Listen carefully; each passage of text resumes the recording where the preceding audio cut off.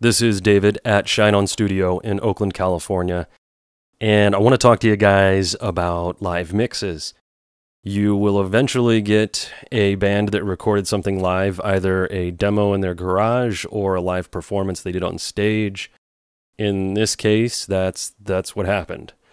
This is a live performance on stage with all the members on stage with microphones, dynamic and condenser. Maybe a few ribbons, I don't know, I wasn't there. This isn't my recording. This is actually a recording that we give the students here at the school to mix to see if they can tackle the impossible feat of mixing a live recording.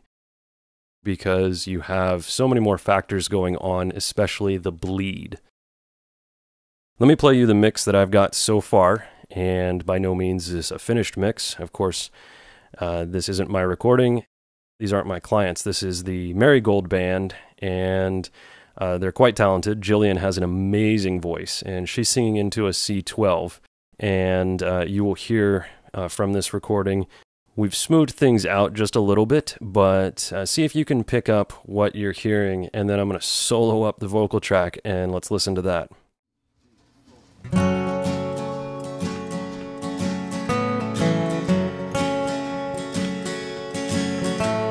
Some rode in over mountains, others rode in on the tides, all in search of their fortunes. Here where the mother Lode lies,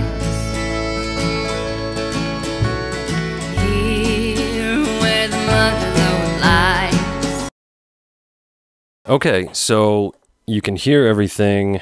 Every instrument has a place, and I've spent about a half hour working on this mix. Let's focus on this main vocal track, which when I start with a live recording, I pick the track that is going to be the focus or the lead of the mix. And in this case, it's the vocal track, of course. Jillian just demands your attention with her vocals and her lyrics. What I'm going to do is mute all the effects that I have here, and none of the sends are going to be active, just this raw vocal track. And let's listen to this. All in search of their fortunes, here where the mother Lode lies. So I love her voice, and I love the sound that I'm hearing out of this C12, which is a great microphone. However, if you noticed, you can hear everything on stage with her. You can hear the bass, you can hear the accordion, you can hear the guitar. I can't really hear the drum. There's a snare in the background there, and a banjo is kind of trickling in every now and then. But the problem is that everything is on this microphone.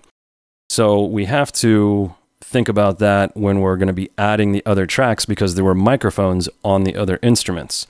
So let's take a look at the first EQ here, and you can see just a very, very intense filter on the low end. So I am high passing up to 139 hertz, which is a lot in my opinion. And I've got a pretty wild scoop here at 730 hertz, sucking out a lot of the mid-range. So let's put this in. Actually, here, I'm going to play the original again so you can hear that. All in search of their fortunes, and now the EQ. here where the mother Lode lies,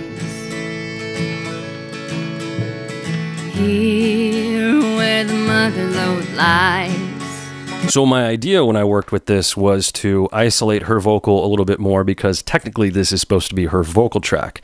Now, I'm not going to gate and do anything weird like that or use an expander on this track, because I need to work with the bleed. I've got to make the bleed work with the mix that I want to make for this entire track with all the tracks in the session. So I've got to shape this with the care that I want her vocal to be the focus on this track, because this is the vocal track. You can see my other EQ options here. I'm boosting some high end to give her some breathiness, But if you also noticed, when I kicked the EQ on, it did bring the guitars forward. So that's something to keep in mind. The guitar sound is now part of her vocal track. I moved into a UAD plugin, which is an emulation of a Neve 1073. I love this preamp. In fact, this is the preamp I probably would have used on her vocals if they were recording here at the studio. And you can see a little boost here in the high end, right around the mids again, a little cut, and then the lows at 110, I'm doing a cut, and also rolling off the filter at 80. These are all choices that I make with the track not in solo.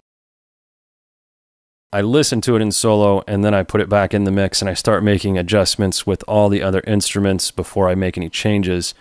And that's how I come up with these shapes and curves, because it's much different mixing a live recording than a studio recording. So let's listen to this with the 1073. All in search of their fortunes. And now I'm going to take it out. Here where the mother lode lies. Put it back in. Here where the mother lode lies. Okay, it sounds great, but now we have the small problem that it has increased some of the high-end dynamic range and really pushed some of those vocal tendencies up. So what I'm doing is using a 1176 style compressor to capture those really, really loud transients that she's got going on. You can see the first one here, this all that she says, it'll move down about 5 dB. All in search of their fortunes. And this is just to capture those transients. So you notice the gain reduction isn't moving unless she really has something loud. I don't want to use this compressor to actually compress the floor or the noise floor. I just want it to capture those transients and catch them and release them almost as fast as they happen. And that's what I'm using this compressor for. So this is a compressor that is designed to just tame and hinder some of those really, really loud sections of the vocal passage.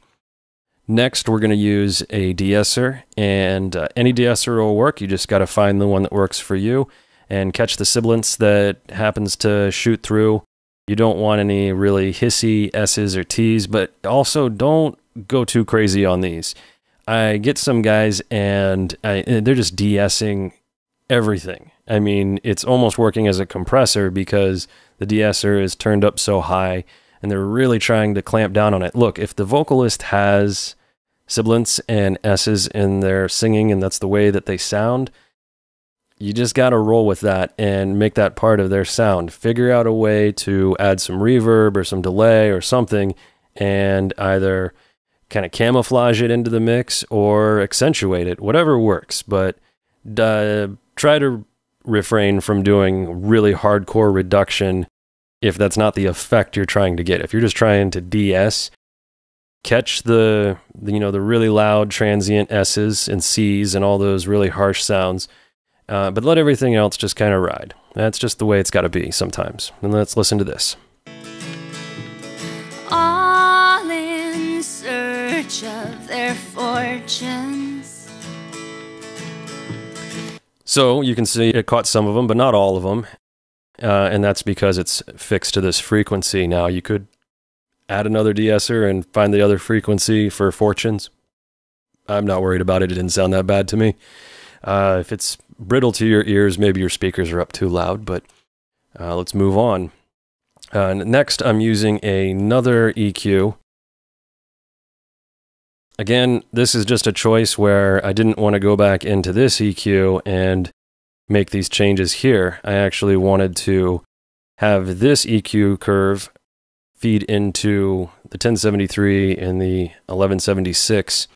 And then after it comes out of that, I'm doing this slight dip here in the low mids. Let's listen to this. All in search of their fortunes. And keep in mind, the idea is to isolate her without using any gates or expanders or anything like that. I want to make her more present just on this track. So let's hide all this and let's take her out of solo and put her back in the mix that I had.